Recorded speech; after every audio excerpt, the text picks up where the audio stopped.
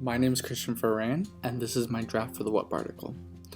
According to a study conducted by Best Life, on average, humans are optimal at a minimum of 7 hours of sleep, but 40% of Americans are getting less than 6, which is striking. Now, reasons for this vary case by case. Obviously, everybody has their own issues in life that affects them and when they're able to go to bed or their working hours, etc. But a common variable that contributes to the lack of sleep may be as a result to blue light exposure. Now, there isn't much known about blue light exposure in the public eye, but blue light actually plays a huge role in our sleeping cycle. From everywhere you look, you're always interacting with it. You're looking everywhere, even right now, as you're watching. Can you guess it? It's a computer screen. Our bodies are regulated by hormones that play a key role in telling our body when to sleep, when to stay awake, when we're active, when it's ready for snooze time, obviously. But the main hormones that cause this are melatonin and cortisol. Now, cortisol gives your body the awakeness feeling. When you're pumped up, you're ready to go right there after you got your coffee. That's actually caused by glucogenesis, which is just a fancy word for saying the breakdowns of sugar in your body.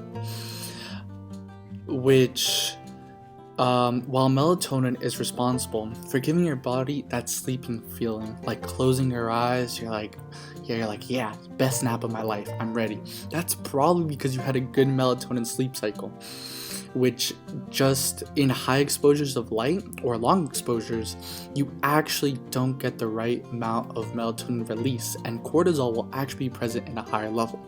So if you can guess it, during the day, you have higher levels of cortisol, while during the night, peaceful night, I know, the melatonin is actually at a higher level and inhibits cortisol.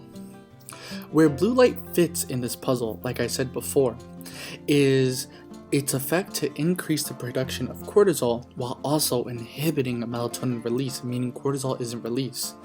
Now, by just saying this, it's easy to understand that you can just feel this as, staying awake. You're like, why can't I fall asleep? Maybe let me just go look back at my phone, let me turn the TV until you pass out. But that's where blue light is located, especially when you're looking at your phone for memes, and unless you're looking at this one. And a study was conducted by Harvard where just by the daily exposure of blue light before bed, so that's talking about at least an hour or 3 hours before bed, your melatonin release was disrupted at least 3 hours, meaning that you weren't getting good quality sleep, maybe responsible for your groggy feeling in the morning.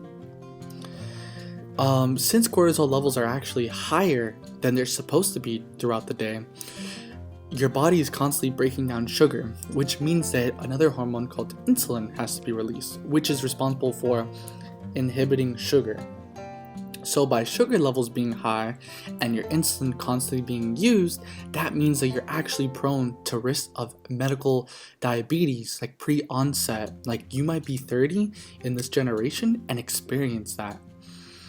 And other problems such as unknowingly parents hand their children iPads and technology at a very young age, and your child might be 12 but you might get diabetes just literally because the increase in sugar, because everybody feeds their children sugar, come on.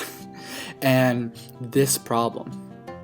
Now, there are easy ways to prevent these negative effects, and it all has to do with just not watching TV or being exposed to blue light before bed.